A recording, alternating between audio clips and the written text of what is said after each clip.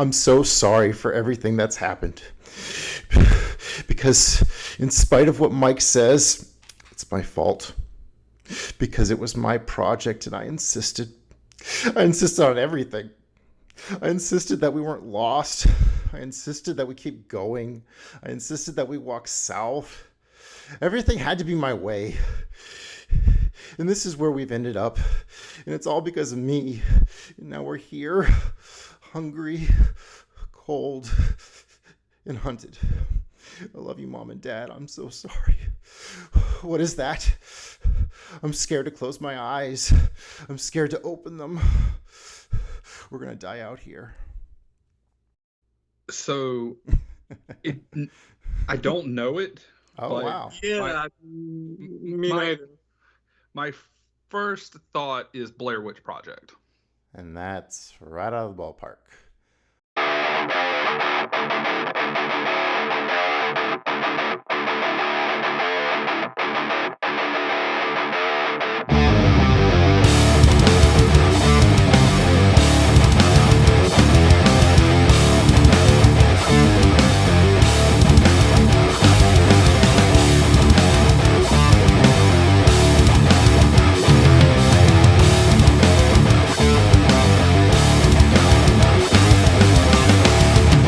You and I have unfinished business. Oh? And what's so stinking about it? The moment of patriot feeling, spirit to start. I think this just might be my masterpiece.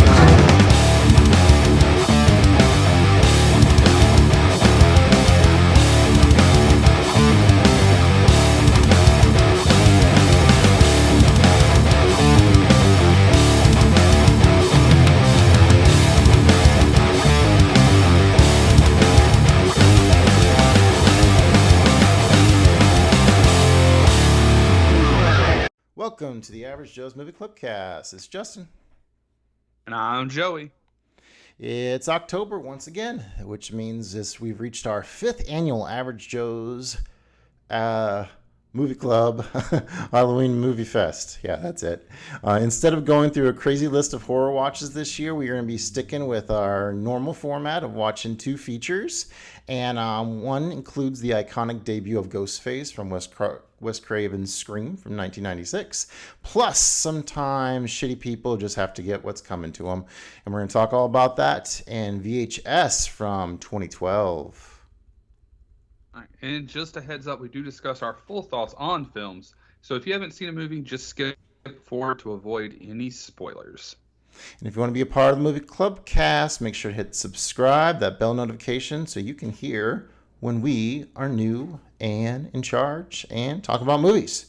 All right, so welcome, Ronen, a longtime friend of the show. We've been chatting with you. Maybe is it almost a year now? You've been on. I've always wanted to watch that and General Movie Talk. So welcome so much and happy birthday to you. And we're talking about movies. How you doing? Doing well. Thank you for having me. And yeah, my birthday is on the 27th, so about next week, I would say. Okay. And yeah, I would say it's me being here on the actual main show is kind of a full circle since you guys read my email that I sent to you last year. Yeah, that was Just the like one where we were looking at the his animation Halloween list. Yeah. So it's like now 3 appearances later, and I'm on the main show, so it's kind of come back full circle, which is nice. Yep, you're halfway across the globe, so you're bending backwards to make it happen, but we appreciate it. So. Yeah, totally. 3 a.m. just for you guys, but it's going to be a long talk, and hopefully this goes well. Cool. Gotta be All right, fun. Joey. Anything going on with you this evening? I can't.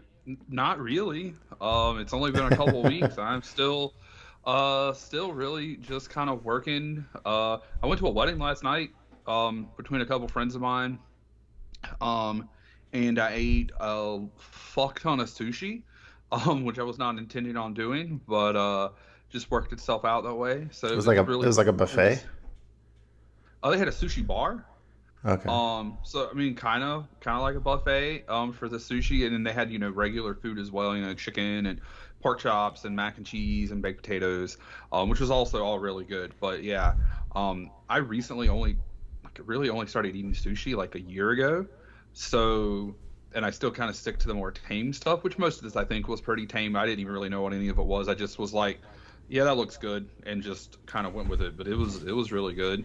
Wedding was good. The dude actually who did he's not a preacher or a priest, but he's the one who married him.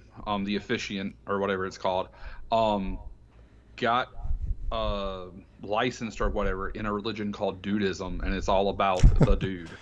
Okay. So that was kind of cool. Big Lebowski. Yeah, that was. He said he's also got like the robe and like the coffee cup or whatever, and so far no one's wanted him to do that. I'm like, bro, if and when I ever get married, 100%, we're doing that. I don't care. That'll be the one thing I request. That. White Russians all around.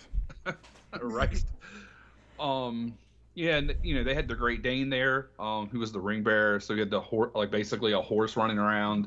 It was a good time.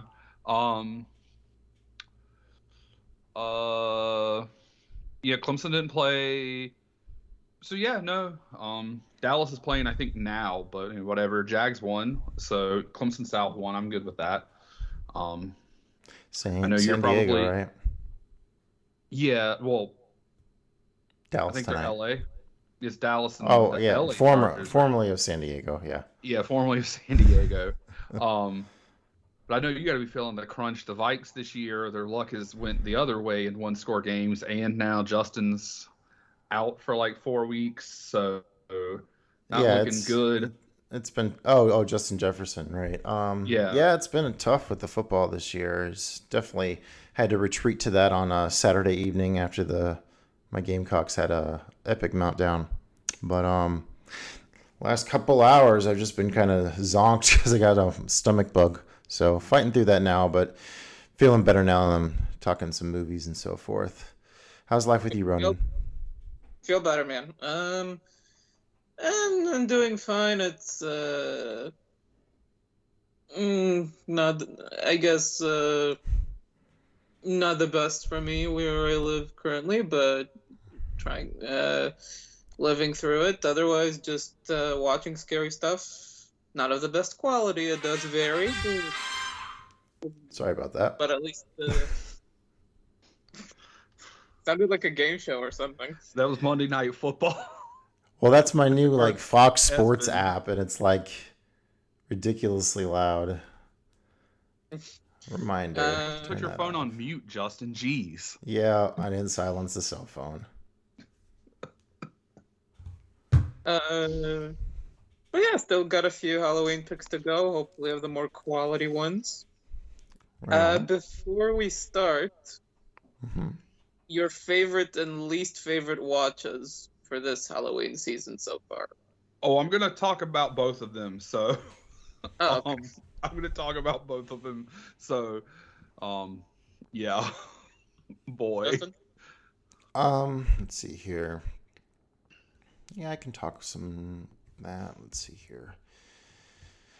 How many have I seen? I've pumped out a few extra in the last day or so. So getting caught back up.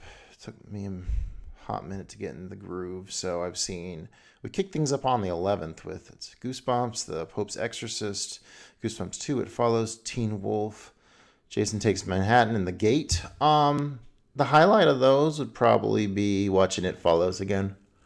And then I kind of thought The Pope's Exorcist was a little kind of over the top for my taste. I don't know. It just wasn't feeling that one, so that was kind of a dud.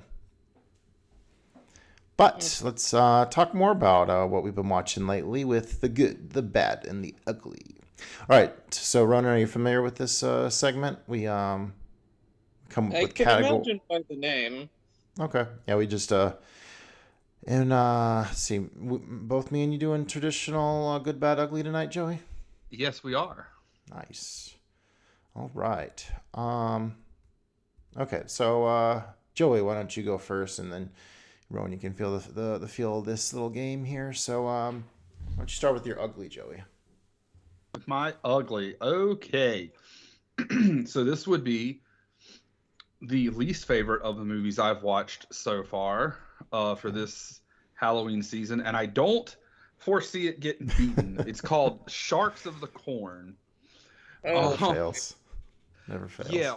All right. So one of my friends, she came over, and she loves horror movies anyway, and so myself, and my roommate we watched Winnie the Pooh, Blood and Honey because it hit Peacock, and that was already pretty bad. And we were looking through my list, and we were going to pick something else, and then we came across Sharks of the Corn, and it sounded too terrible to pass up, and it was in fact too terrible.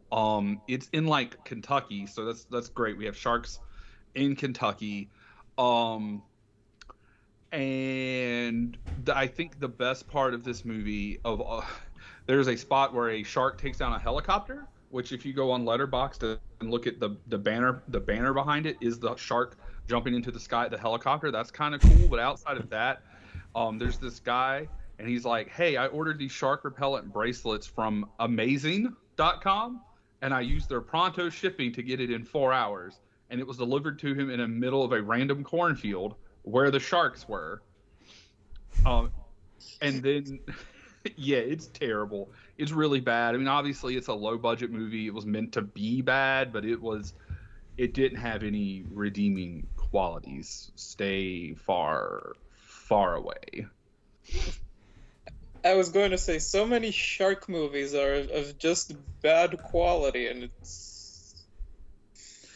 Yeah, ever since Sharknado, and I've watched some of them on Schlock Talk. I did Santa Jaws and I did Trailer Park Shark. Those at least had some redeeming qualities. This was up there with Jurassic Shark in terms of terrible shark movies. Oh God, so it's like that and the Winnie the Pooh thing, which like what a combo, really. Oh yeah, that was not a good movie day at all. At all. I mean, we laughed a bunch, but it was not a good movie day for sure. All right, Ronan, what would be your ugly movie?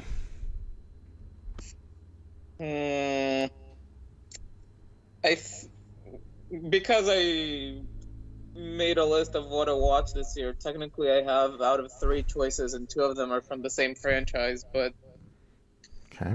I think I'll just go with the one that bored me the most. And technically, it's between 2.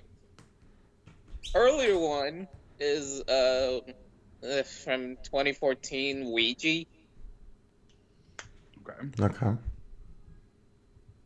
Most generic ghost movie I've seen in a very long while. Just absolutely nothing new. Like, the best thing about it is the movie that it spawned, which is Ouija: Origin of Evil. I've seen that one. Which was directed by Mike Flanagan, a prequel to this.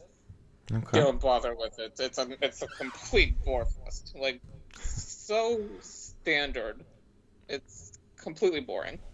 The other one is Halloween 5.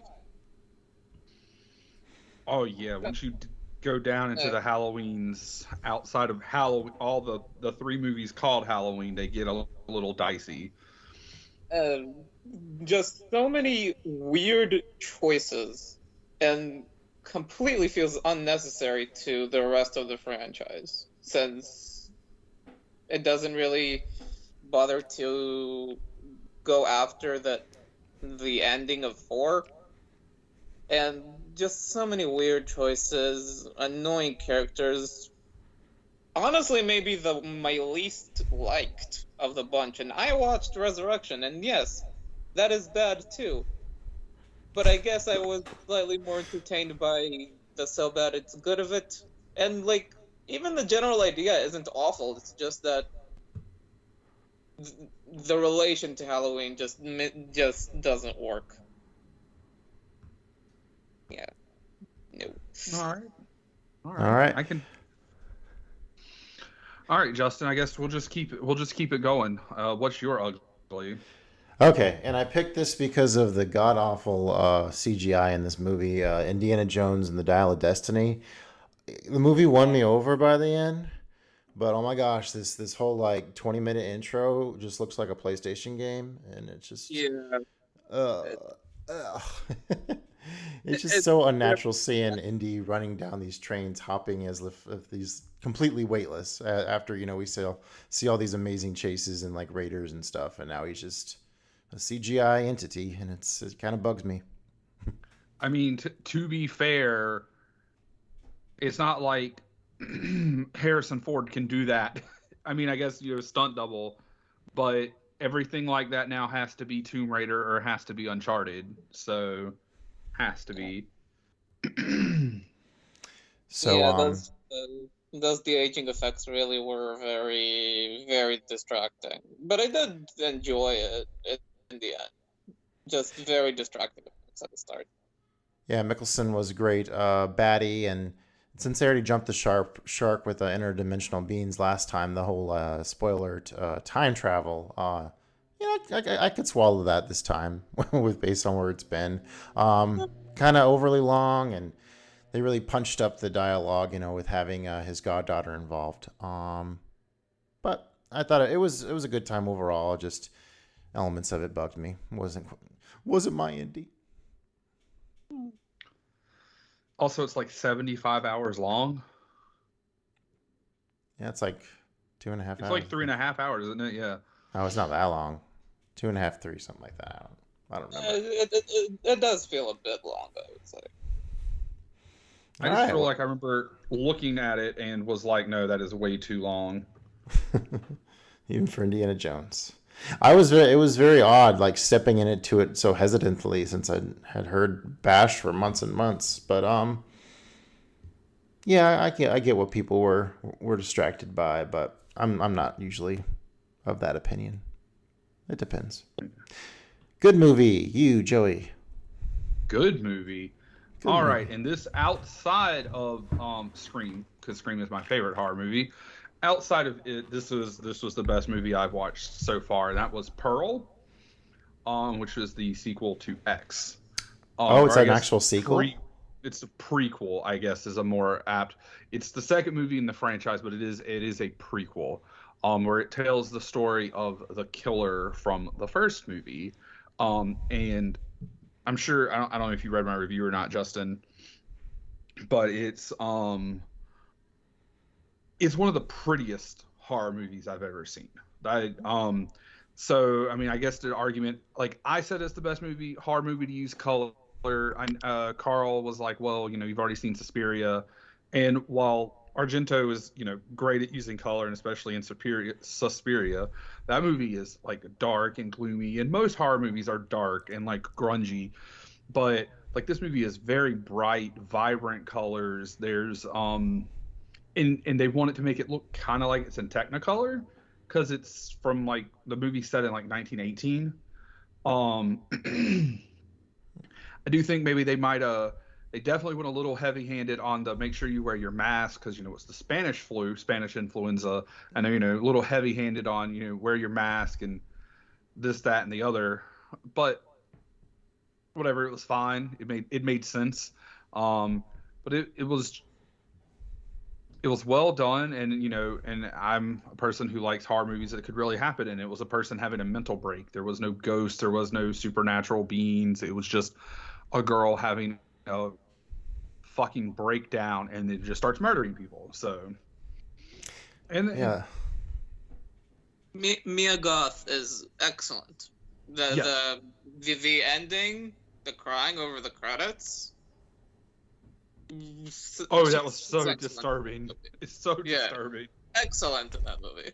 Even better than X, in my opinion. Yeah, I thought it was better than X.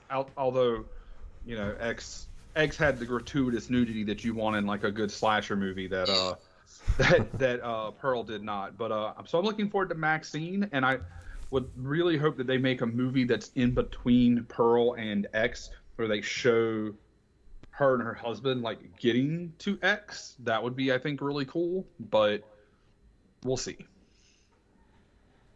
I hadn't seen any of this. I need to put it up in my watch list. Oh, it's if I'm not mistaken, it's A24. I know how you feel about A24 horror. Well, you know. A little artsy. I mean, A24 is almost Criterion. It's not quite Criterion for you, but it's up there. Gosh. Just thinking about watching It Comes at Night in Chicago. It was like, what the fuck was that? That was nuts. All right, what's your good movie, Ronan? Let's go with the highest one for me. Okay. Not Halloween related, obviously scary. Although I do have some couple of honorable mentions. Honorable mentions will go with the original Ring, the Japanese one. Oh, Ringu. Okay. Yes. Yep. I'm gonna watch that this month, so that's pretty awesome. It's solid, but I think I prefer the remake. The Orphanage from 2007. It's a Spanish movie. Okay, I feel like I've heard of that, but I've never seen it. I won't say a word about it, but it's good. Stir of Echoes with Kevin Bacon. I'm a fan. Underrated movie. Underrated movie for sure. Funny Games, the German one, the original. But I would say the one that I liked the most, and I still have some other ones to go on for this month, like Exorcist 3, for example. But I would say my favorite one so far this month is Reanimator from '85. Okay, yeah, I've never seen it, but I'm familiar with it. It's like a Frankenstein kind of satire. Funny. Yeah, it's very gory. The practical effects are fantastic on that movie. Do love some good practical effects, though. All right, my good is what I kicked off the season with, Goosebumps. I used to be really hard on this movie, just because I guess I'd seen it so many times. But kind of watching it back and just kind of enjoying my kids' nostalgia of it. It definitely it lays out all the characters really nicely in terms of like featuring like the Shocker on Shock Street, Mantis and Slappy, and all invading the town. A little cheesy and a little corny dialogue, but it's a kids movie, and compared to the sequel, it's really, really satisfying. So Goosebumps is definitely climbed up. I think I moved it at one point. I think I rated it like a 2, and I think it's gone up to like a 3.5. It's cheesy, but in a good way. That's a pretty significant jump. So Yeah. especially seeing as you don't rate movies at 2, you like typically speaking like. And we've talked about this ad nauseum, but like you'll drag a movie in your 8-page review and then be like, 4 stars, 3 stars. I'm like, 3 stars is better than average, and you like destroyed this movie. But so that's just a pretty significant jump. Good observation. I mean, it's all a ratings game in a way. Yeah. All right, I guess that leaves us with bad. Ronan, you want to kick us? Oh boy, I'm not even gonna front. This came really, really fucking close to being the ugly and being worse than Sharks of the Corn, and that is Slaughterhouse, which came out this year, and just hit Hulu. Never in my life am I more glad that I waited, because I was gonna rent it and it was gonna be $6. And I'm so glad I waited for it to be on Hulu. Holy shit. So the sloth is really, really fucking bad looking. Like, it's a puppet. It looks terrible. What's this called? Silence of the Sloths? What? No, Slaughterhouse. Like Slaughterhouse, but Slaughterhouse.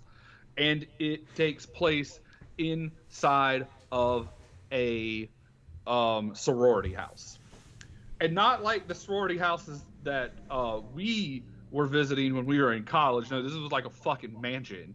Like The main character was Jenna Ortega from Wish.com. Um, like that's what it was. Like we want Jenna Ortega. We can't afford Jenna Ortega, so they went and got someone who looked like her. The sloth ends up. Let's look at list of the things that the sloth does. It teleports. It drives a Mustang. It uses and has an Instagram account. Sure. I mean, it is kind of, I guess, supposed to be talking about how you're becoming addicted to like how much people like your social media is bad, but it even did a bad job at that. Everything was bad. Just don't watch it. Don't waste your hour and a half on Hulu to watch it, and for the love of God, please don't rent it off of Amazon or buy a physical copy. Holy shit.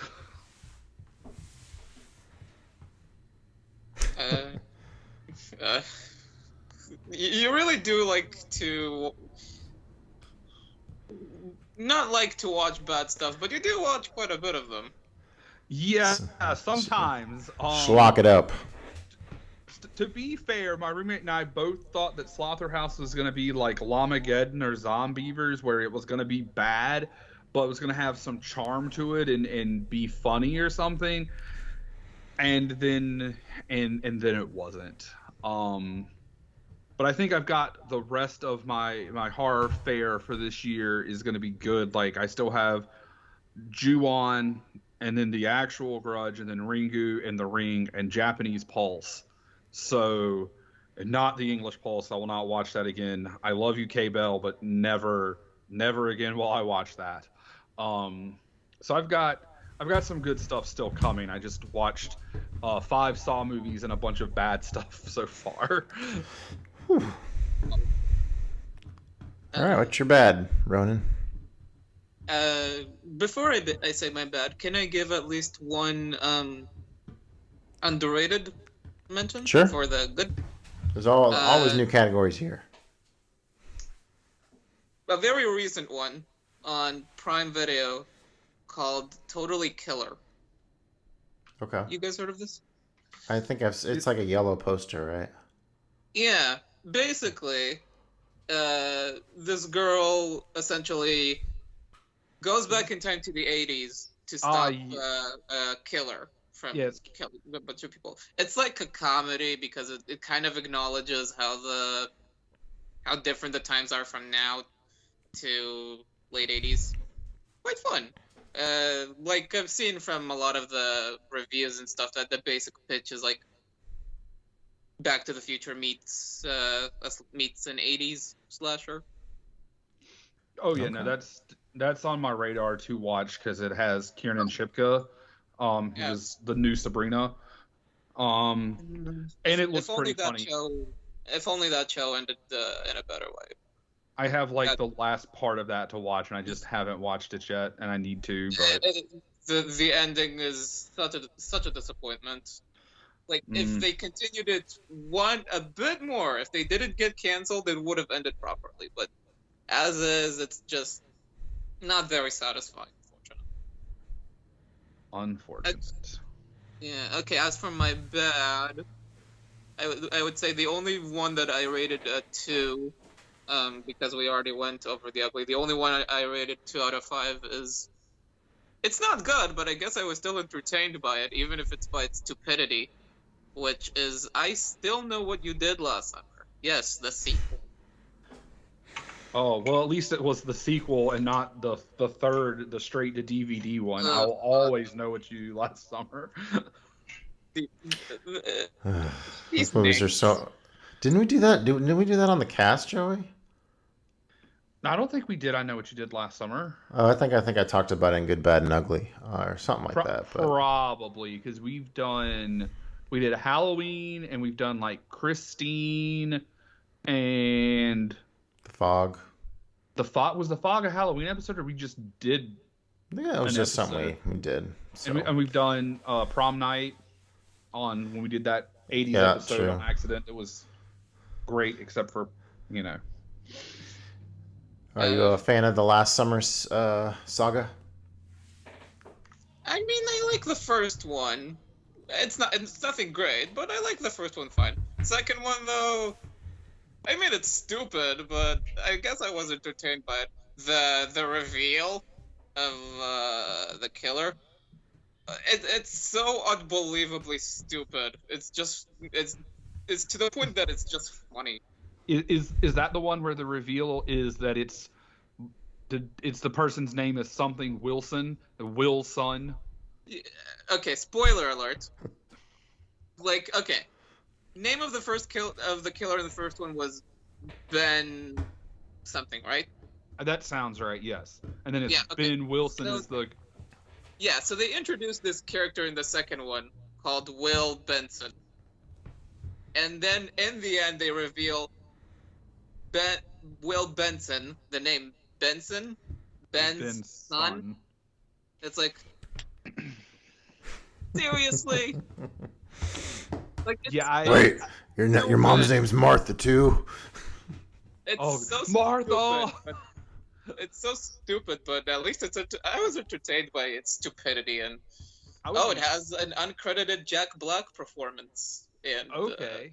I don't remember anything from that movie really other than that, because I haven't seen it. It came out in like 99 or something, or 2000. I probably haven't seen it since then, and that's the only thing I remember was the name reveal at the end. The only thing. I mean, I was entertained, but it's not good. All right, so my bad movie. I was expecting to watch some kind of like monster, kind of Halloween, just a few laughs, nothing too serious. But no, I clicked on Teen Wolf, and I'm not really sure why this movie exists because it doesn't really do much of anything for me. Teen Wolf with Michael J. Fox? Yeah, Marty McFly as a werewolf. So yeah, I mean, have you seen this Playing show before? basketball. Yeah, it's all of a sudden turns into a sports movie at the end for no reason because he had some kind of inferiority complex that was established 2 seconds before the movie ends. But it's fascinating. It's been a long time since I've seen it. I only really remember him turning into the wolf and then playing basketball. Like I wanted there's like 2 moments where like his eyes turn like red and it's like, oh, get the hell away from me, I'm a werewolf. But otherwise it's just him in sunglasses like dancing on like buses and stuff, and it's like, what's the purpose of this? It's not even that funny. It's definitely a teen movie, but he's a monster, and I guess it was just kind of a star vehicle. Well, I wasn't into it. I don't recommend Teen Wolf. That's the thing. That's one of those movies that because in the 80s it was like hella popular, but I think it's probably just hasn't aged very well probably. Yep. I mean, it was at the peak of his popularity with the show that he was on and Back to the Future. Yep. And we'll forever be Marty. Yeah. Okay. Well, Good let's. documentary about him. Sorry for interrupting. There was a good fine. documentary about him released this year. If you guys Okay. Okay. Interesting. It's on Apple TV Plus. All right. So to my friend Johnny, I go. All right. So our featured movie 1 is VHS from 2012. It's an American found footage horror anthology film and is the first installment of VHS franchise created by Brad Miska. It features a series of found footage shorts written and directed by some pretty notable names nowadays in the horror directing space. Adam Wingard, David Bruckner, Ty West, Glenn McQuaid, Joe Swanberg, and the filming collective Radio Silence. So, got some fun facts to go with VHS. Now, Ronen keyed me into the fact that this is actually the first part of this whole, because I remember when, on Netflix was going on, it was like VHS 1999, 93. It's just like these random years or whatever. And so it's all part of the same thing that started, I guess, back in 2012. Yeah, five sequels. This got 5 sequels. I think the third one is considered the worst, and they waited a few years and then revived it on Shudder, and it's still going now. Okay. Scott Derrickson directed a segment for the latest one. The word fuck is... Oh. What do you know him from? Sinister, Okay. Doctor Strange, The Black Phone. I Okay. would say Okay, maybe yeah. a notable director so far. So I guess this movie was trying to compete with Big Lebowski, and it said fuck 240 times, or maybe Uncut Gems. I'm not really sure if I caught all those, and I actually watched the subtitles with this because yeah, that was kind of helpful to kind of follow what was going on at points. Yeah. The brick house three guys go into with the VHS tapes is the same house from Marble Hornets, a found footage web series on YouTube that popularized Slender Man. Okay. So they just went through the streamlined story and just let the filmmakers go do their own thing, which was kind of reverse of what this, and this is taken from one of the filmmakers about the experience of making this. You're supposed to let's see, which was the kind of reverse of what you're supposed to do. A movie like this, you're supposed to do that last. It became a fill in the hole type project where we put that here, this here, and then amp it up. So like a living project, a living film, as you will. I guess these guys were pretty haughty about this. Boy. Boy. Okay, so initial Not as impressions. Not as good as I guess I wanted it to be. I would say the most interesting thing about it is seeing all of the future projects made by these people. Because honestly, most of these future projects were much better than the segments here. Yeah, I'm gonna be real. We if they had not got to the brick house where they found the movies and started the movies soon, we'd have been doing this y'all two with me sitting here watching or listening, because I was about nauseous with the amount of cuts in the first 10 minutes of this movie. Like, Yeah. holy shit. I don't know if y'all know who Kevin Dunn is. He's the guy who does like the video editing on live WWE products, and he loves to jump cut a lot, and this put him to shame. And it was terrible at the beginning. I'm very glad once we got into the actual, like, them watching the different movies inside of the house, but the first 10 minutes or so was atrocious and almost unwatchable. Yeah, I concur. It's probably it was- one of the worst ways I've ever seen a movie like this edited together with just this constantly different styles. And what do you want to get out there, Brian? Sorry. Yeah, the framing device I was not a fan of. And it was directed by Adam Wingard, who is it okay if I mention some of the stuff they did in the future just to show how they progressed? Really. Yeah, that's fine. Yeah. Go for it. Did You're Next, which I didn't watch. The Guest, very underrated thriller, but with Dan Stevens. Yep. Blair Witch Familiar. from 2016. Death Note, the Netflix movie, and Godzilla vs. Kong. Oh, Godzilla vs. Kong. That's a good one. So yeah, this framing device, I just thought was unnecessary in a way. Like it didn't provide much. It did have like one good scare at the end, but that's it. So it's called Tape 56. This is their framing narrative as the prologue. Yeah, this was pretty disturbing. Like a bunch of just creeps going out and like assaulting women and breaking like windows and stuff. Are you guys familiar with August Underground? Like I think this is kind of in the same vein as that kind of stuff. I can't say that I am by name, but I mean, that doesn't surprise me that it would be similar to something else or whatever. And then it's like intercut with this like shot of like this guy on a mattress with the girl that she doesn't realize they're being filmed. So that was pretty bizarre and kind of also felt unnecessary.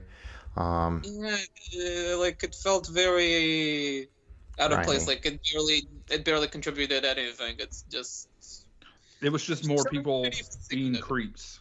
Yep, being unsettling. Yeah. Eventually, they go to this grimy house and they start looking for this VHS tape. Down in the basement, there's like this whole huge pile of them. And then upstairs, there's like this guy that appears to be dead on this easy chair. And there's another mountain of VHS tapes and all these monitors or whatever. And so, yeah, this is kind of where most of this is our hub for our VHS watching, I guess, as he puts in a couple different tapes to see all the debauchery that's collected on each one. Yeah, and the thing that kind of gets me, and maybe I missed it. I know that they were like, we have to go. This dude's gonna pay us to go to this house and get a tape, but there's like 9 million tapes in there. So like, which tape?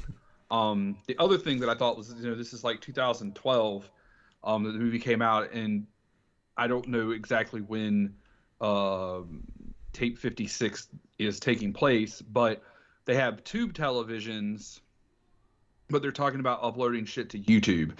So it's this like weird kind of like cross of where, you're ending, like 90s and 2000s, like analog, and creeping into digital. And then you go to amateur night and the dude's got a fucking camera in his glasses like he's Bond or something. Also, would say that the more we progress, the more I think whoever migrated all of this footage to VHS tapes must be a technology wizard, because some of this absolutely doesn't make sense to migrate it to VHS tapes. I mean, who used VHS tapes by then? Yeah, it was definitely dying 2012 down. VHS was definitely dead. So And there was even a point where I was like porting over like my family video collection from VHS to DVD, and like the first one like froze up and the device never worked again. So I've always found like hard drives for storage mostly. But yeah, back in the day we had VHS recorder, so we had quite the family video collection with that thing. You guys want to do this segment by segment? Sure. Because the narrative device doesn't really connect anything that much anyway. Yeah, not really. All right, so we're into amateur night, and our main guy, I think his name's Clint. He's wearing some glasses. Hidden camera glasses. Yeah, and they go out to the club. Oh, sorry. Oh, yeah, no, I was just going to say they go out to the club. They go clubbing, trying to get crunk and pick up chicks. Yep. And, well, they find this weird woman, and they later go to a hotel to get to business. I like you. I like you. Yeah, they do like some you. cocaine in the car. These are adults. We're adults. We're not responsible for them. We're grown adults. We do whatever we want. Yeah. And, well, some stuff happens.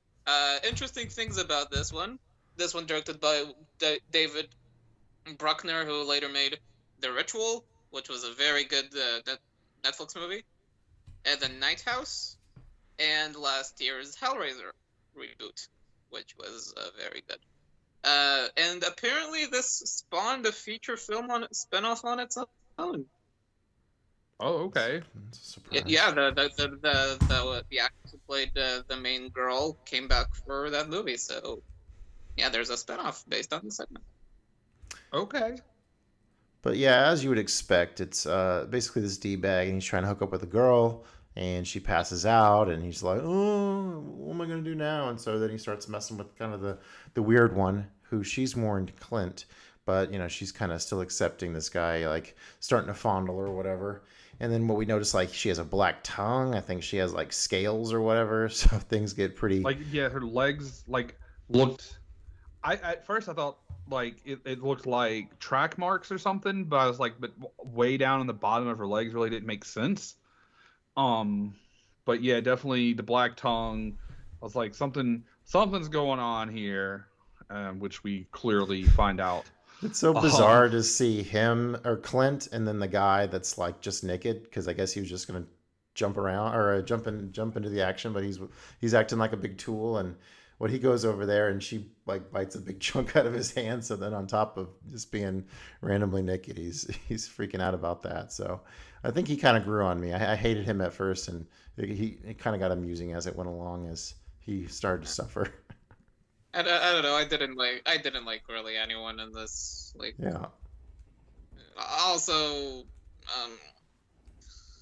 I would say it was creepy. Like, main girl was creepy, so that was the highlight, the ending of it. But the way it was shot, the glasses, obnoxious way to watch it. Like the audio was way too low. The image quality was awful. Like way too much jumping and blurry. It's just an awful way to watch this. Like it was really obnoxious.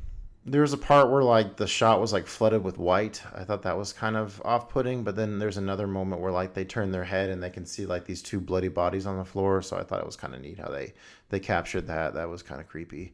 But yeah, overall, yeah, it's very all these found footage kind of movies with all the shaky cam and so forth. So yeah, they got excuses for it to be filmed, but it's not always good ones. And then I guess according to the wiki, she's a succubus. Man, Clint needed to Yeah, make it 'cause- down the stairs and not break his doggone wrist. Yeah, definitely. Because I was like, oh, she's a vampire, and Carl, my roommate, was like, nah, bro, that's a succubus, and I was like, yeah, nah, you're right, because she was eating them, not sucking their blood, and then I guess she took offense. Clint fell down the steps, and his wrist is broken, and he's watched his buddies get ripped apart, including one of them with as you eloquently put it in the notes here, his junk being torn off, and thrown. That I guess she it definitely looks like she tried to fillet him, and he obviously with the bone sticking out of his wrist was not having it, and she did not like that very much. And then he gets carried off by her at the end, and you see her flying, and it pretty much ends there. Yeah, I like the fall. effect of her how her face was like pulling apart. Kind of pretty cool demon look. That was Yeah. cool. Probably also didn't help with the trying to fillet him thing. That her her face was starting to look non-humanoid. Yeah. Such as it is. Such All right. as it is. But All right. they all kind of got what they deserved. They were all D-bags. So as you said, shitty people getting what they deserve. The Second Honeymoon by Ty West. Who made All X right. and Pearl? Yep, made X and Pearl. So so this is about this couple that I guess they're going out to like the Grand Canyon to do some honeymooning, and it gets a little weird. They visit this prospector, not like a real one, like an arcade machine thing that like tells your future. It was funny how they mentioned Big whenever they went up to it. Enjoy those kind of references. They say that, and I didn't really pay attention to this the first time I flipped back through it to kind of nail down what this was foreshadowing. It's like you're going to be reunited with a loved one, but it's not going to be quite what you expect or whatever. So that's got a hint about this cat burglar we're about to find out about. Yeah, so what's the deal with this lady banging on the door, Joey? So, homeboy is like real hard trying to get his wife to do the deed, and he won't turn the camera off. And she's like, "I will do it if you turn the camera off." And he's like, "But that's so boring." I'm like, "Bro, like, just turn the fucking camera off. You'll get what you want." But anyway, he doesn't turn the camera off, and all of a sudden there's like a ridiculously loud bang on the door, and like dumb fucking white people, they go and check out the door.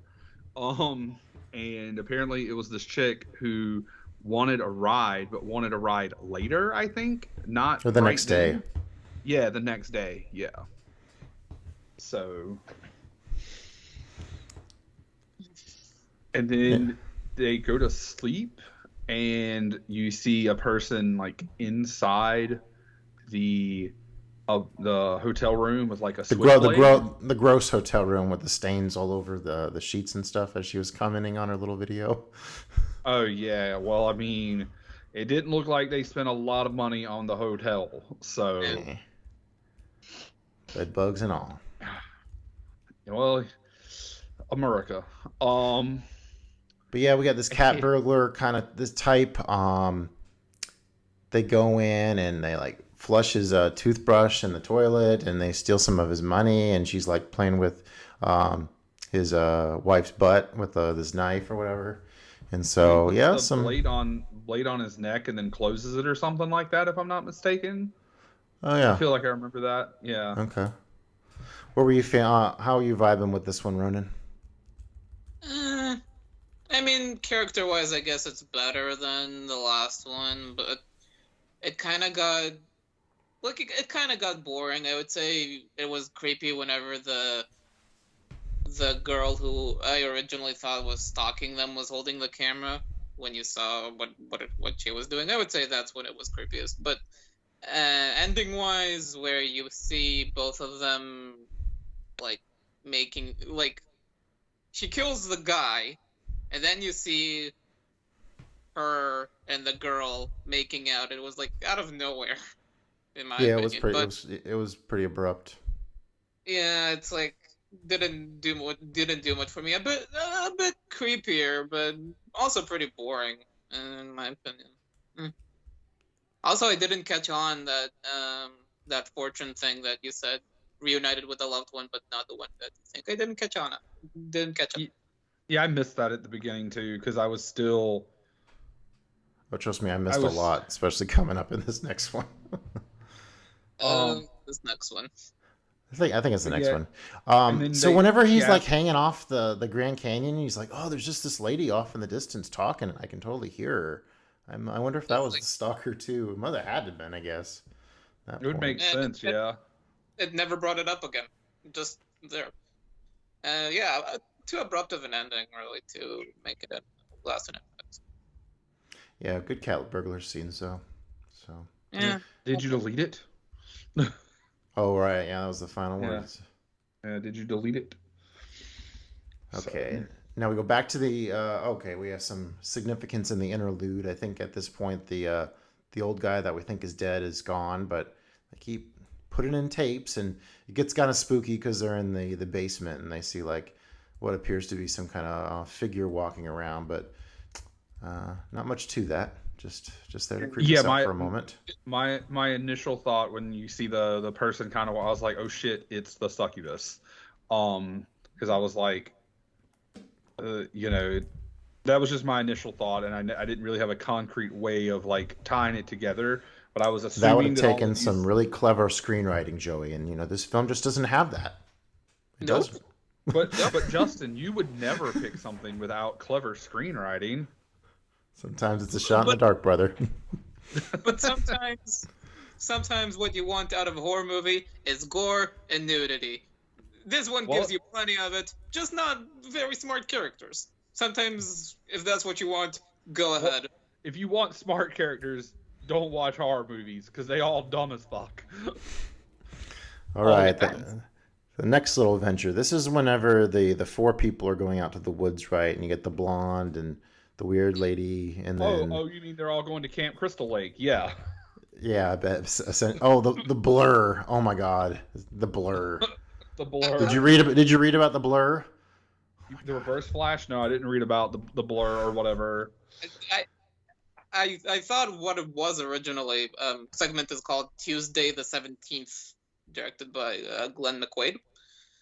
I thought about what basically it starts as like a camping trip, like how you would see a Friday the 13th movie goes.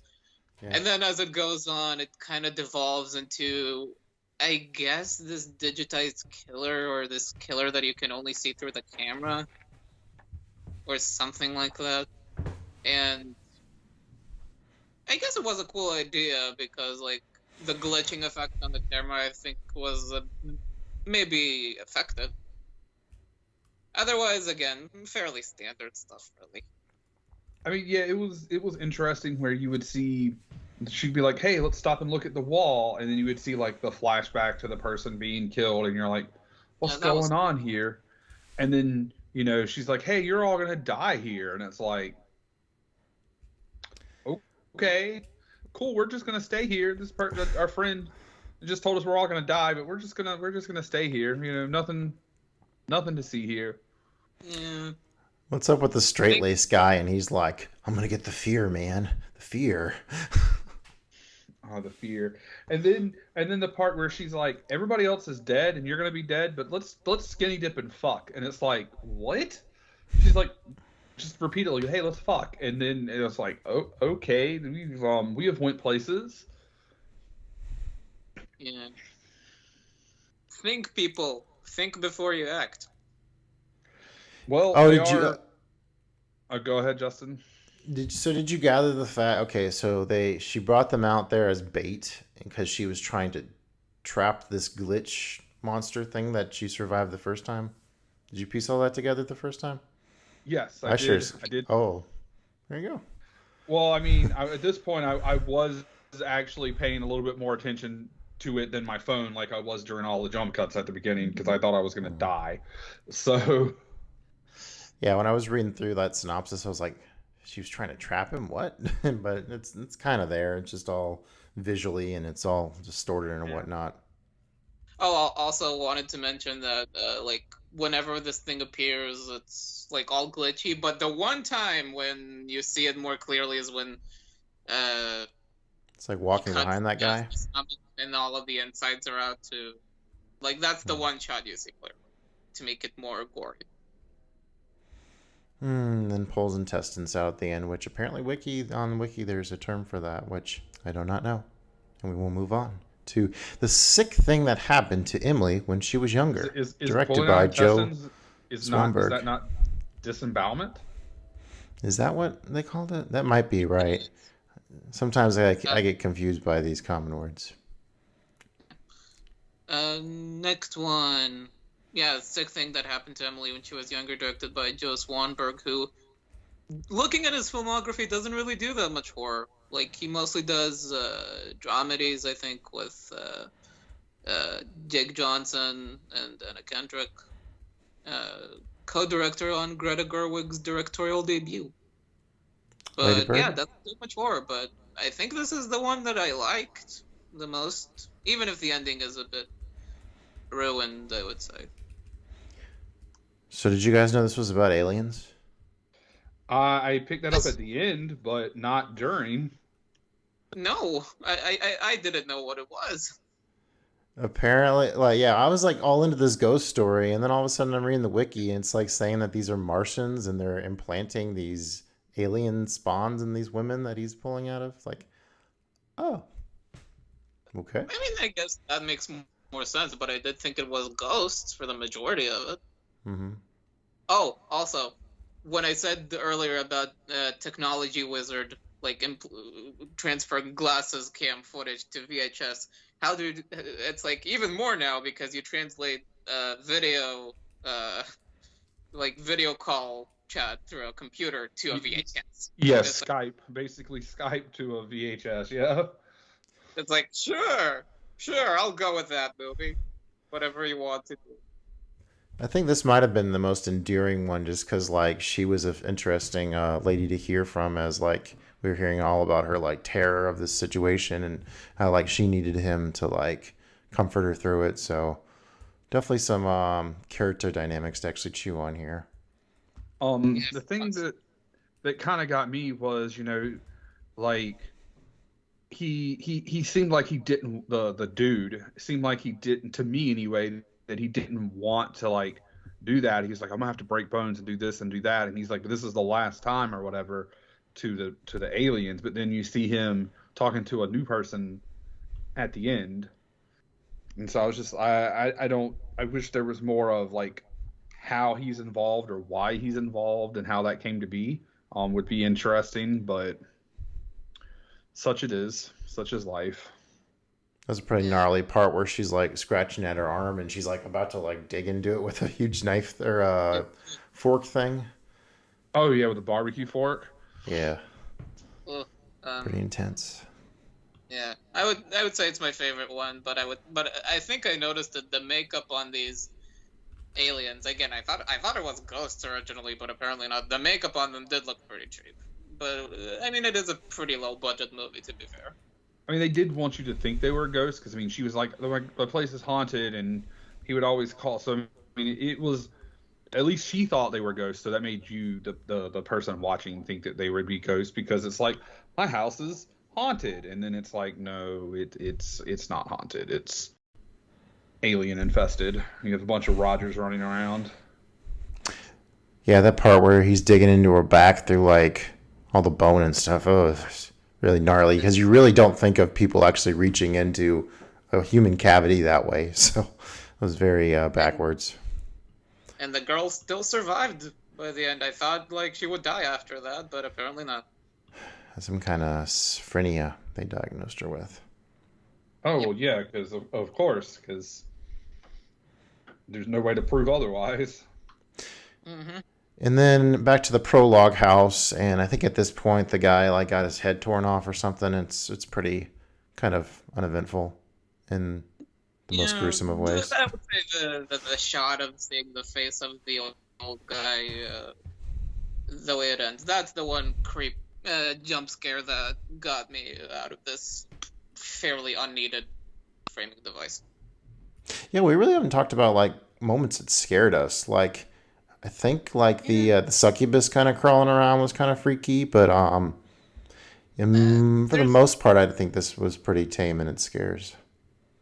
Yeah, like it's mostly just more reliant on blood and nudity to scare rather than actual scares. I think the few times that I got legitimately spooked was again seeing the face of the old guy in the framing device at the end, and the one that we just talked about, the sick thing that happened to Emily when she was younger. That did get a few legit scares out of me. And that's pretty much it, though. Otherwise, I was honestly pretty bored throughout most of this because I just didn't like anyone. Yeah, pretty much. Like I don't really get scared or spooked or anything too much in horror movies usually, unless they do like a really good job of hitting a jump scare or something out of nowhere.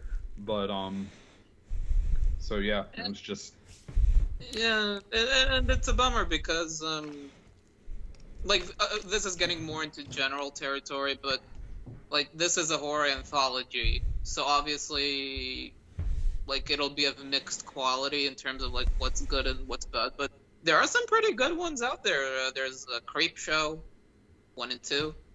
There's one that you two don't know called Extraordinary Tales, which is basically like animated anthology of a bunch of actors reading stories and poems written by Edgar Allan Poe. okay. It's pretty neat. It's not very long either. It's pretty creepy. Uses some different styles too, but like horror anthologies can work pretty well. But for this one that started a franchise, probably because it was like very cheap to make. Probably. Yeah, probably actually made money with how cheap it was. Yeah, and like I mean, again, this got like 5 sequels. Like most of them aren't streaming now, but still, yeah. For a first entry, this was unfortunately pretty underwhelming. Did you want to tell us about 10/31/98, Joey? That's our last segment All right. here. So this is the last segment. So this just seems it starts off very normal. It's just a bunch of dude bros going to a Halloween party.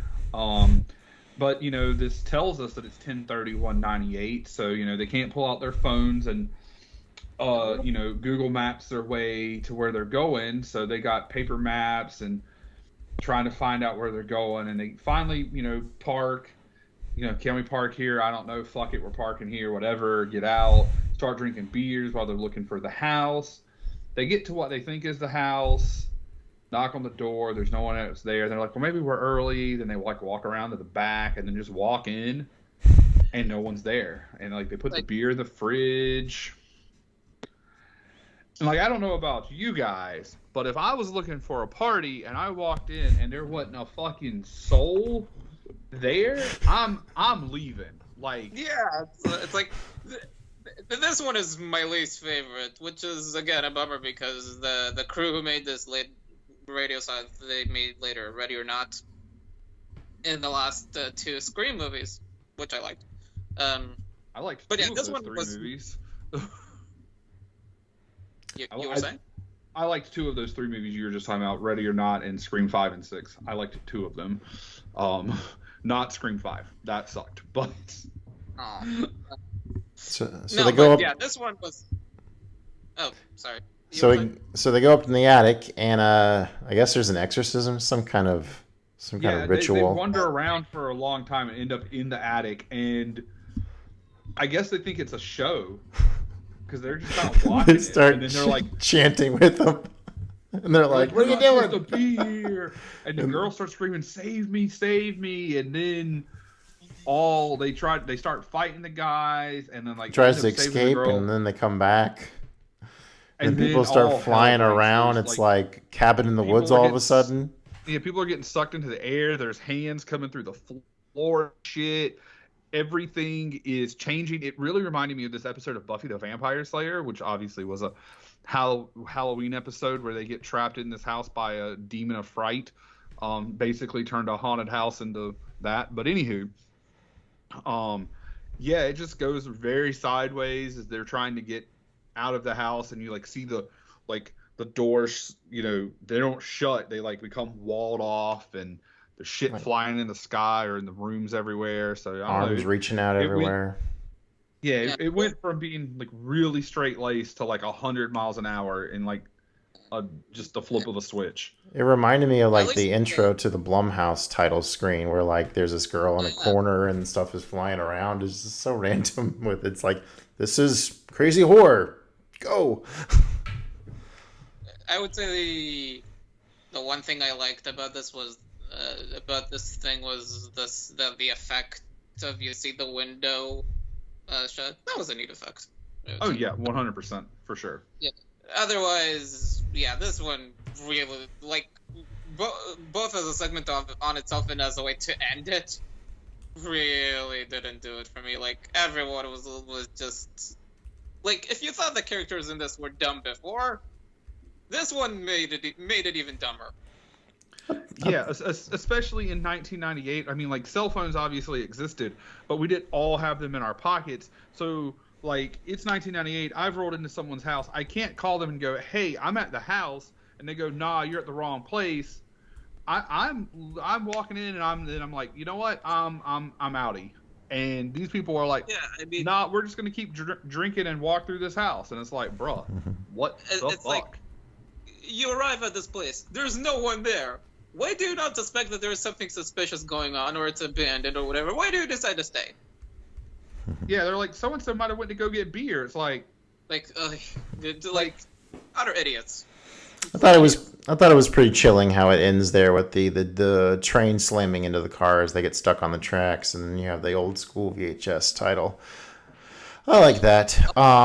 I've always wanted to see this movie because of the poster. Like it shows the VHS like ends, and it's in the shape of a skull or whatever. So I always thought that looked pretty rad. So definitely wanted to check this out. It's the fact that it's like, it feels like a combination of YouTube videos that they're trying to make scary. Like there's some interesting premises in there, but for the most part, they're trying to be grittier than they really have any right to be, in my personal opinion. There, neat premises. I'd probably go like 3 on this one.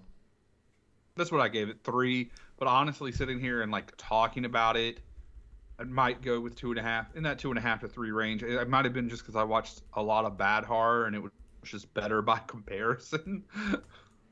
2.5 for me. I mean, again, it's a cool idea for an anthology, but I just didn't like anyone. Some I was pretty bored through most of it. Some scares here and there, but that's pretty much it.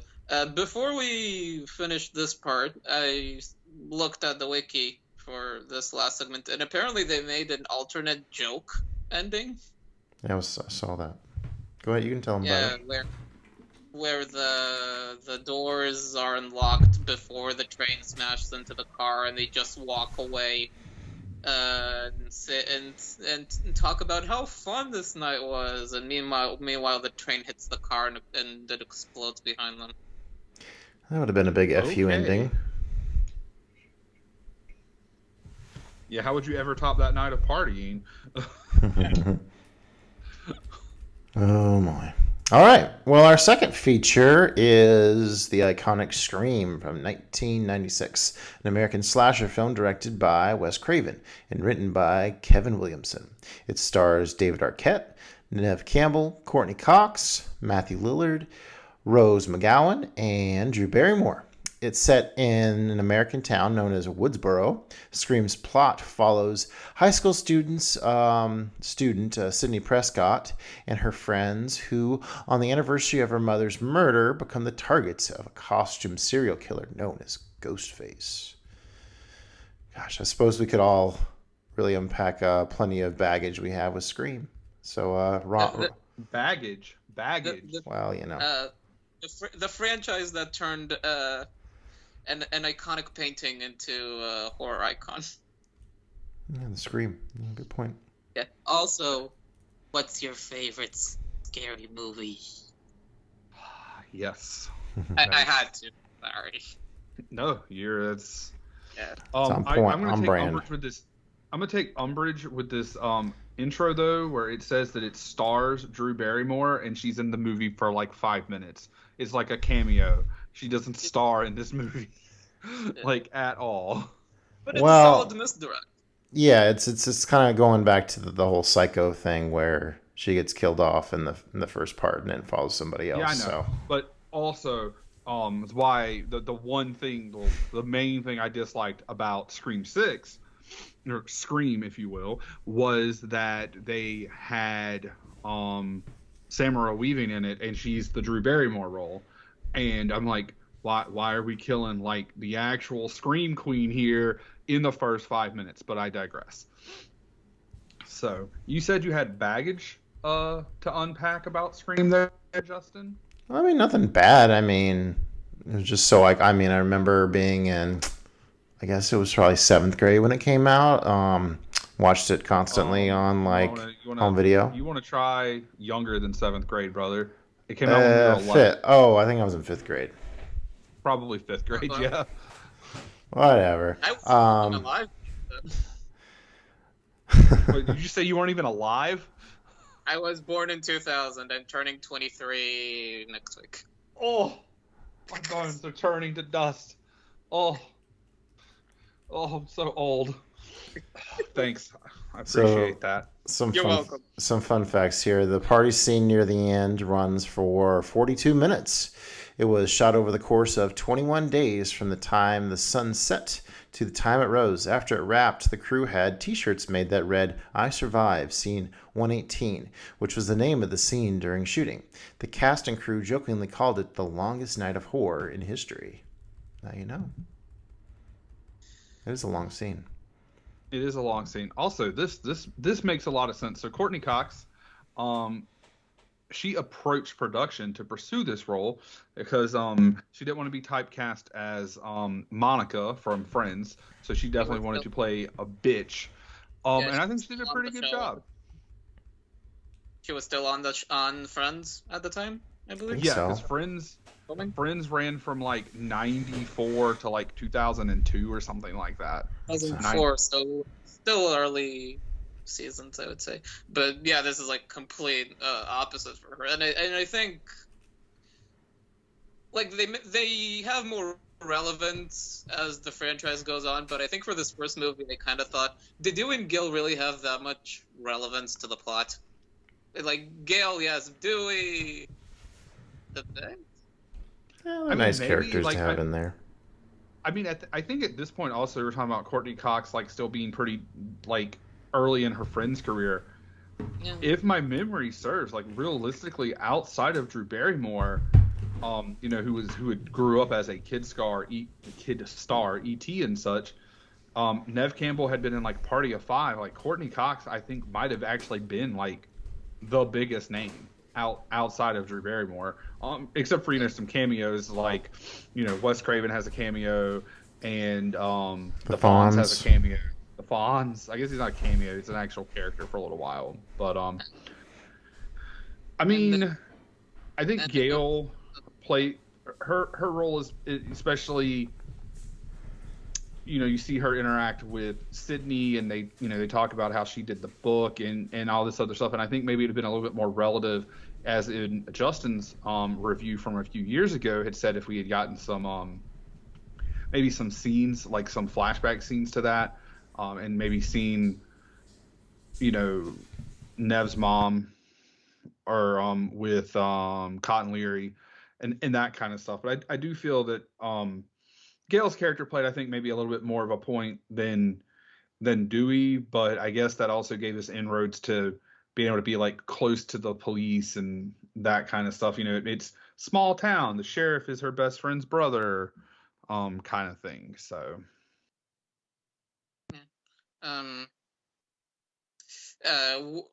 the one franchise where you would maybe survive because the killer asks you movie trivia. does ask you movie trivia. They definitely, which in 1996, you know, like the internet existed, but you didn't have it in the palm of your hand. It wasn't high speed. So, you know, like you couldn't, how many people in 96 knew, especially people who were young or remembered having seen through 7 or 8 Friday the 13th movies that Jason's mom was the killer in the original movie? You know, like that's like every character here is very movie knowledgeable. It just makes you wish it was the same for real life. sometimes, for sure. Even if it's rewatching it years, because I watched this one years ago. Same for most of the sequels besides 5 and the last one. I think I kind of noticed that some of it is like the meta commentary is still very clever, but some of it is some of the references feel a bit too on the nose. And I mean, even stuff where they made references to like Clueless and other stuff that I'm sure when I watched it the last time I noticed, but I don't remember. Like I was just like, wow, they referenced everything, literal everything. Like Fonz opens the closet in his office at the school, and there's a leather jacket, and then obviously Wes Craven is the janitor, and he's dressed up as Freddy. And like I said, they do As If, and someone calls the other, whoever said it, Cher. So, you know, Clueless, like they just, which was not even that old at that point. That was still a pretty relatively new movie. I think like a year or two before that. So, but yeah, no, they definitely are up there with making references to other things. In very 90s, I would say. Like the party stuff near the end just really told how 90s this movie is sometimes, for sure.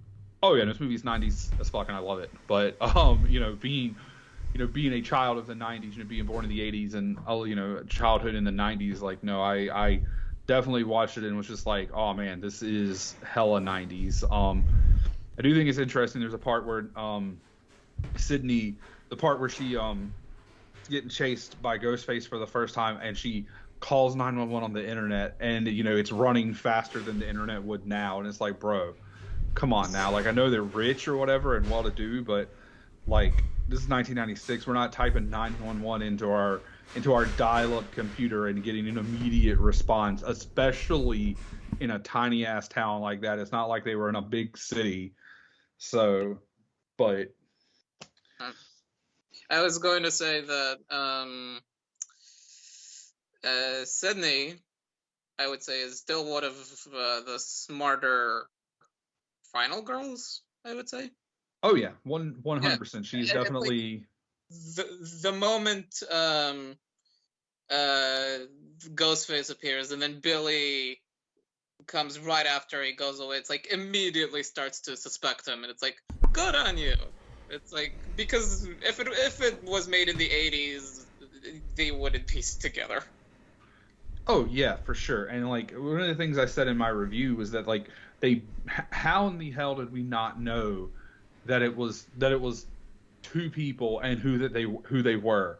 Like, how in the hell? But I mean, I guess also with the movie trivia that the killer does to Drew Barrymore, and then Jamie Kennedy's character working at the movie store, having the movie trivia, knowing the rules, it's like they want you to think it's him. Yeah. So bad. And then they want you to think it's Stu, because Stu's kind of unhinged. And, they're like, but all the evidence is pointing to Billy, but we have all this evidence that's saying that it's not Billy. And then he dies, fake death later. Oh, yeah, well, Like, it's a solid written mystery, but you can see, I would say, some of the cracks. Like, watching it. Like the thing with this franchise is like with any murder mystery, like it only really works on a first time watch. Oh well, yeah. I mean, but it still has. I mean, it's still so great with the meta, like being like a meta commentary, and like, hey, these are the rules, and then like making fun of them, but then doing them at the same time. Yeah, I even wrote some of the lines that Randy said. If only every slasher had a Randy, by the way. Right.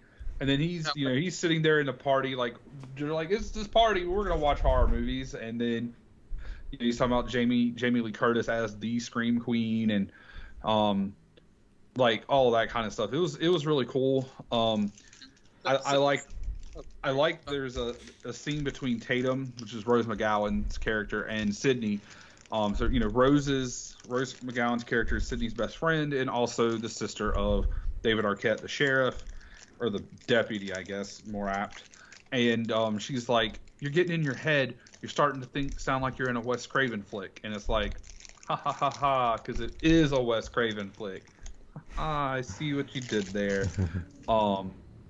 Yeah, can I recite some of the lines I liked? It's only a bit.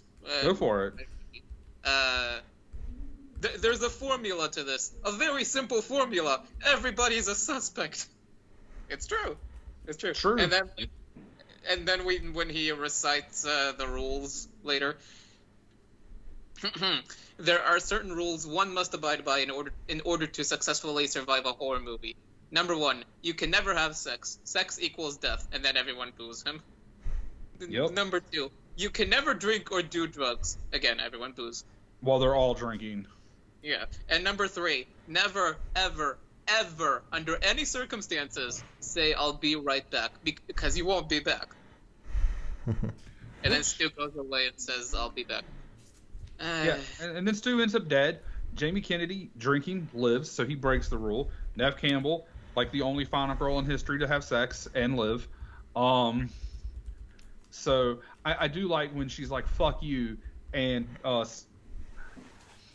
Billy Loomis, I was about to call him sketch-ass Johnny Depp. That's one of my podcast friends, her and her husband, on their podcast, Run It Back Pod, when they did Scream, they called him sketch-ass Johnny Depp because he looked, we want Johnny Depp, but we have Johnny Depp at home. But he's like, we've already played that game, and it's like, okay, I like that was like the good comeback. So I appreciated that a lot. Yeah, some of the kills maybe look a bit more tame by today, but some of them are still pretty gnarly. Our favorite one / the most absurd one is killing Tatum in the garage door. Where it's like she gets stuck in the door, but it's like she's already got her head and her very large chest through the door. It's like all the rest of her is small. Like she would fit through the door, to the point of they had to like staple her shirt to the door because Rose McGowan was so small that she kept falling out of the door. Wow, that's interesting to know. Would you guys survive any of the kills in this? Like, you think any of them are survivable? I think if I open the freezer up into some guy's head, he's not going to get up anytime soon. Just saying. Oh, yeah. I mean, like... well, let's see. I wouldn't survive my throat getting slashed. I don't think I would have survived driving the van with no seatbelt and probably no airbag into a tree. Actually, surprised you survived it, but you did need to bring her back somehow. And then Billy and Stan just keep stabbing themselves like idiots. Wouldn't have survived being disemboweled and hung from a tree by my intestines.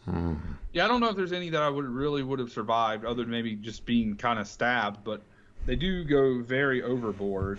But again, also, even in this movie, people are dumb. Like Drew Barrymore keeps answering the phone instead of like hanging up and calling the police, even though we're in the middle of nowhere. Or like she sees her parents coming up and she's already hurt and can't talk. She could literally throw the phone at the porch to get their attention. Nah. That was my first note. It's like, don't talk to strangers on the phone. I thought it was pretty awesome that I guess caller ID increased threefold after this came out. Yeah, the whole Ghostface talking was huge back then. I mean, even for years, all the way up until probably the third one. It was pretty fat. You guys lived through it. What was it like? If I may. I mean, ask? I was. You talking about like what was it like having caller ID, or like talking about like after the movie? Yeah, after the movie, like the cultural zeitgeist, I would say. I'd say there's more I now, mean- actually. There was back then. I mean, probably so. I mean, I was 11, and so I was probably watching. I didn't watch this in theater. I watched this on like DirecTV video rental. So like Amazon rental, but before Amazon. I'm sure we also. My parents probably 100% did not also record it on VHS as we watched it, but I don't really. I mean, I think we already had caller ID by that point. Because that was just kind of a cool thing. Like my parents, I feel like got it so me and my sister would like know to answer the phone if it was them when we were home from school. But I don't really remember it having that big of an influence then. But again, I didn't have internet, and we didn't have, whatever I knew was just whatever was around my friends or what I saw at school. So. I was reading that they actually were thinking about having Ghostface be in a white robe at first, but No, probably wisely didn't do that because could have looked like KKK member. Wouldn't want that. No, definitely not. It's interesting to also see the movies that influenced. I would say, like, I Know What You Did Last Summer, Urban Legend. If you guys are familiar with that one. I've never seen Urban Legend, but I mean, I know it came out like in that same time period. It's solid. Like, it's not great, but it's solid. Halloween H2O, I guess, to some extent. Did you notice how washed out the color is in like the opening scene? It's kind of startling, like how flat it like looks with that like grainy look to it. Yeah, true. I don't recall that, but I mean, I was watching I'm sure y'all were watching in HD as well, but I mean, I was watching like the newest Blu-ray that came in the 4K. Just that my 4K TV's in the bedroom and not the living room. So okay, we were watching it on Max. That, and I don't have a 4K player now that I don't have a PS5 anymore. But I was gonna say that whole opening scene really was really kind of took me by surprise. Just the way like they shoot the killer a lot of times makes it feel a little bit more like you're there, like she's being dragged away, that kind of stuff. The music fits it really well in order to create this dread as they're hearing their daughter dying over a phone. So yeah, pretty visceral stuff in that opening.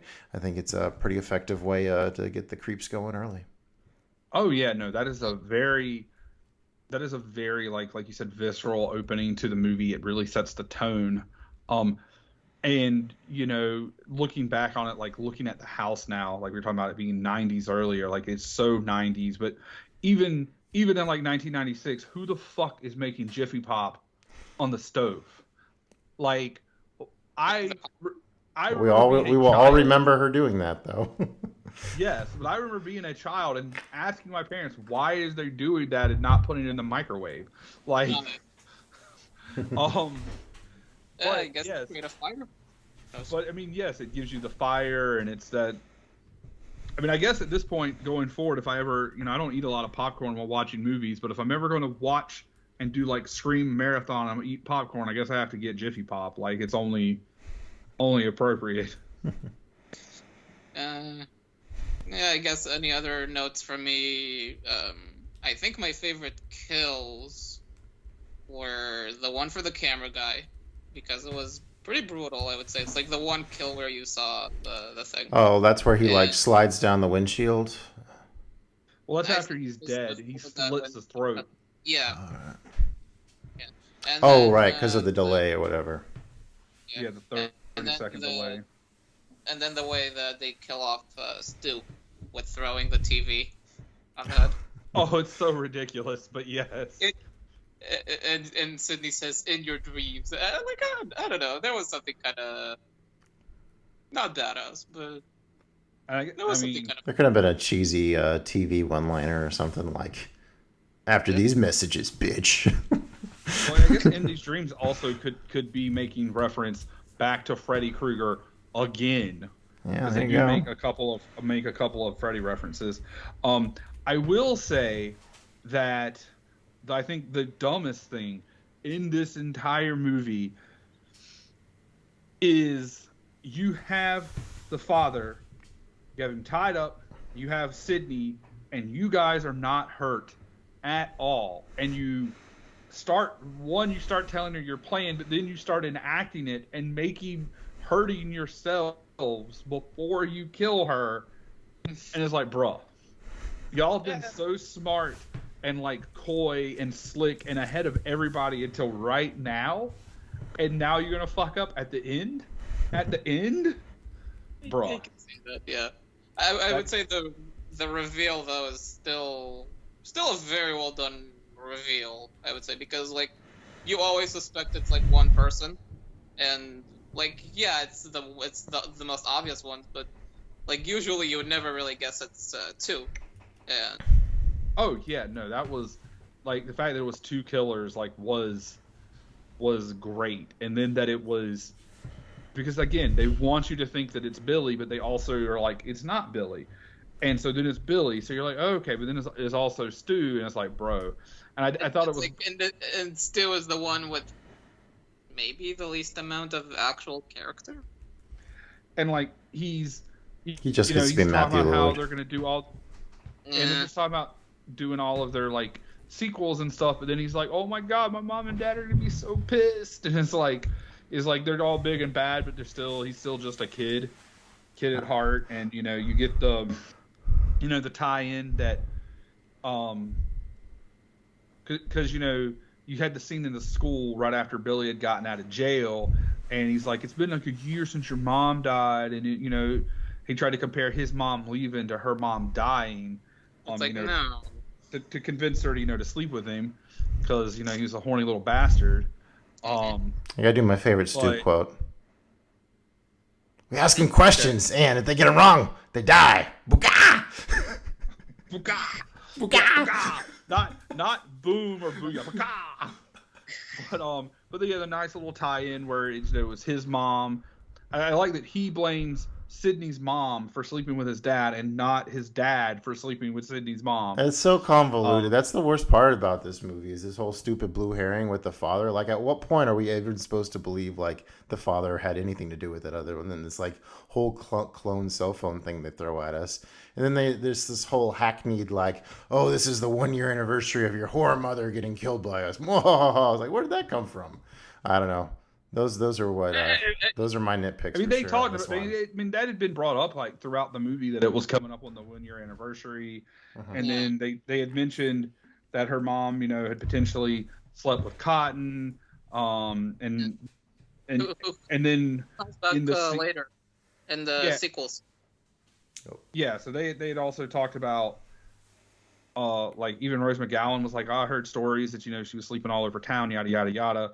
So they had brought up her being promiscuous and all of that before, but the trying to put it back on the dad, which I mean, like again, they had gotten the best of everybody so far, so and they'd gotten it's real easy to frame somebody. You watch a couple movies, take a couple notes, it's like, okay, bro. Movies don't make serial killers; they make serial killers more creative.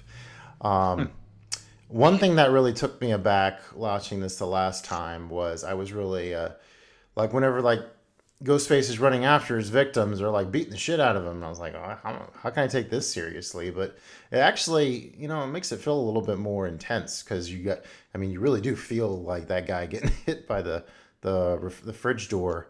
Definitely want to pipe in on the whole Rose McGowan thing. Man, her nips. They were at attention whenever she went in that garage as she started to pile every beer in the fridge in her grasp. That's one of the things we said is that she had got up off the couch and was like, hey, or he asked her to, get her the beer, and she's, what am I, the beer wench? And then gets up and she's normal. And then by the time she's walked through the house to the garage, they are at full attention.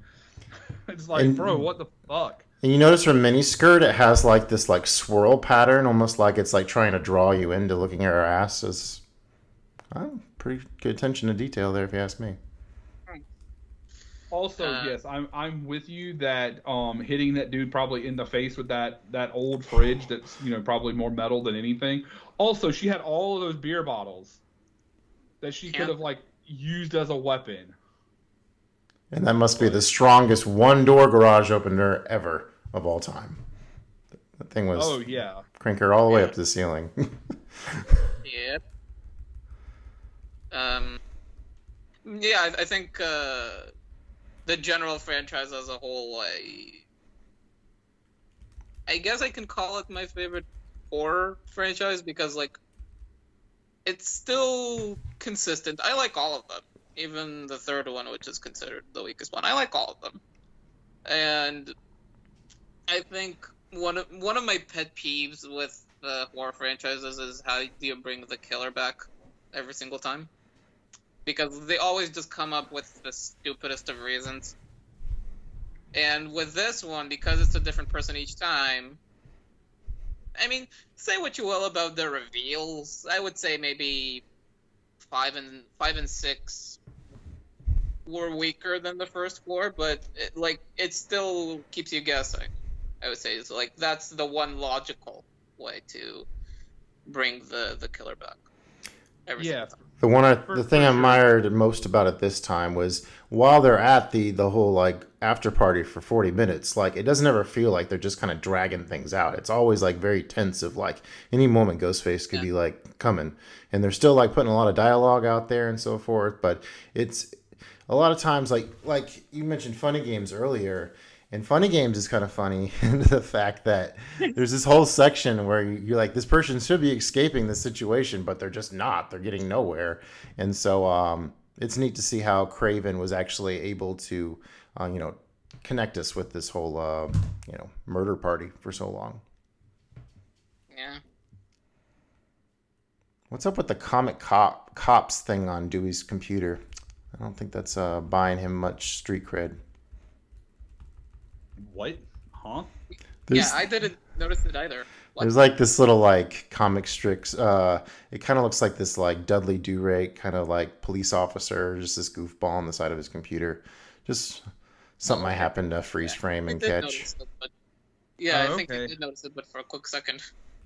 Definitely some commentary on how like media swarms like disasters and stuff. Like you go up on the school and like there's like a reporter like talking to like every single person on the force. It's like I don't think it'd quite be like that.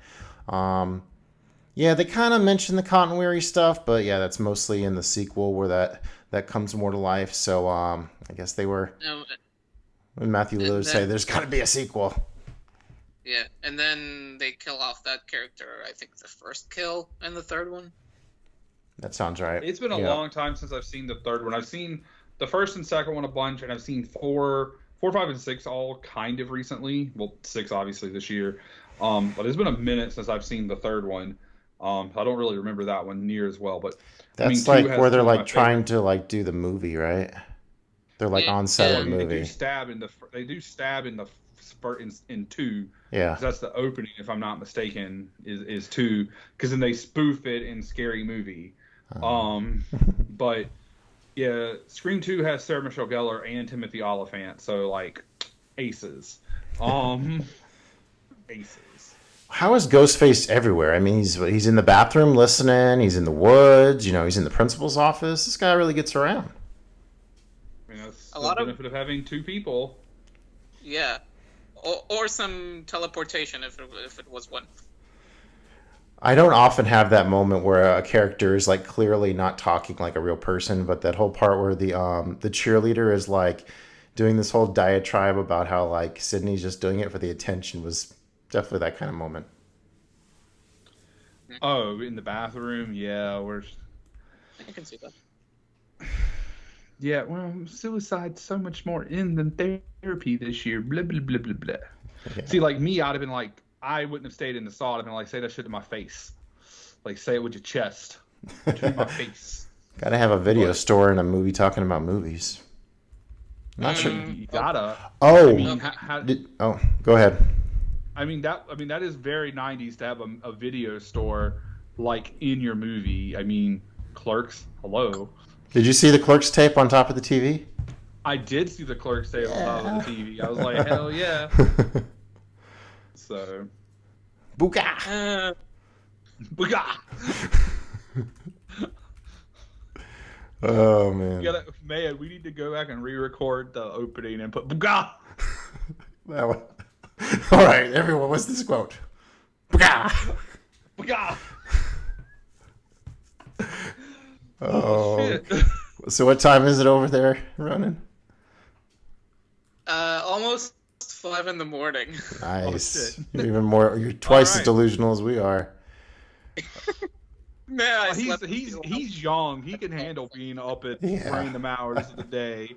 Shit. I slept for a bit before you guys called, so it's fine. Well played. Well played. Smart man. Oh, I think my last note's about how bloody Billy and Stu get, which you had a lot of fun with talking about them stabbing each other. I enjoyed that, Joey. And Corn syrup and food coloring, just like in Psycho. They say that they used the corn syrup as the blood for Carrie, direct line in the movie. Oh, right, yeah, pig's blood. Yeah. Gotcha. Yeah. And then, of course, the killer comes back one last time in the old trope. Not my movie. Shoots him right in the head. This movie's definitely better than I gave it credit for last time. It definitely handles the horror genre in some really interesting ways in terms of discussing it and just talking about what it is and playing with that. So I'd raise it up to 4.5 in my book. Solid 5 as always. Also, this is the movie that got me into horror movies. Me too. I'm not super into them. Slashers. But it's what got me into horror movies, because before that I didn't really care. I also remember being in a video store one day, and I was much younger. I was probably 7 or 8 or something, and seeing Jason Goes to Hell, and my mom refusing to let me watch it. But I was like, it says hell on it. I want to watch it. And I watched that, last year or 2 years ago, sometime after we did Jason, the final chapter for the show. Yeah. I think it was the next year. I watched 5 through 10 kill me, and I was just like, oh my god, I'm so glad I didn't watch it before, because it was so bad. Holy god, it was so bad. Jason Lives at least is entertaining. That's Jason Freddy versus Jason is good. Jason on a boat was also pretty good. I just And watched the that remake- one. Not really. Friday Oh yeah, the remake's interesting. The remake is. I like the like first it a one a lot. lot more than most people say they do. Yeah, I think I prefer 4, 6 in the remake.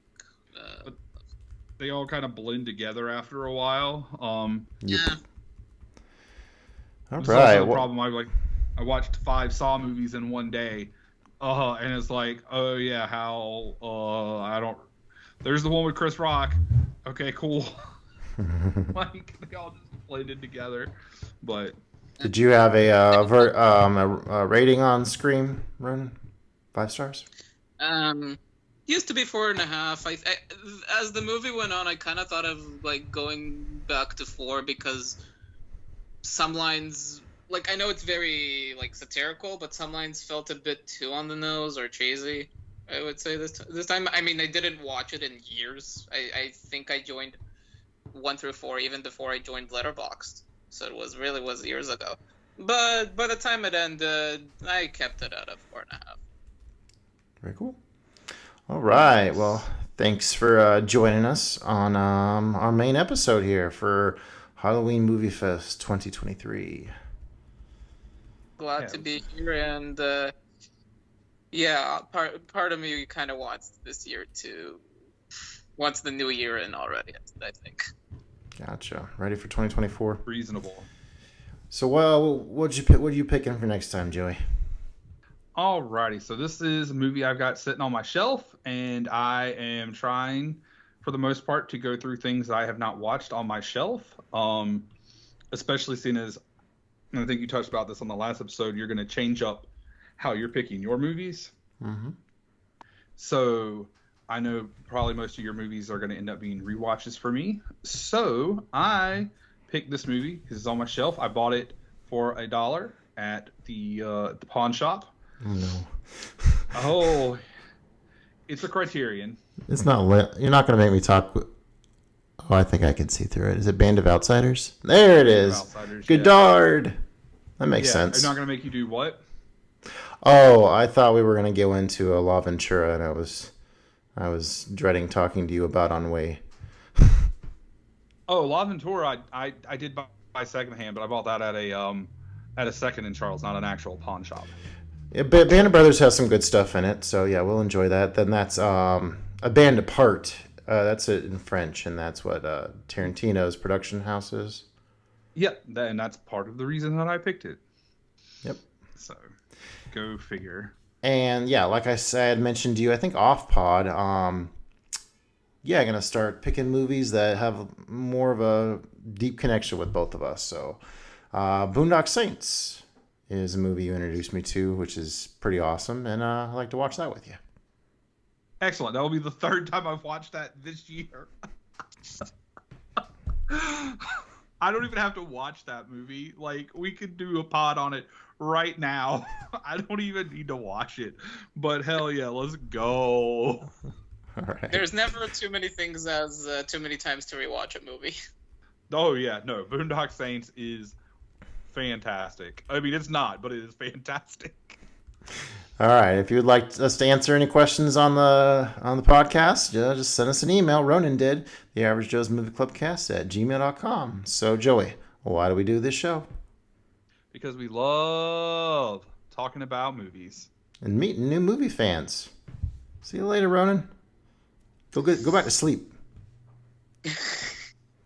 You go to sleep in a few hours, guys. Yes, Take care. definitely. Cool. Yeah. All right. Bye, everyone. Thanks for joining. Bye.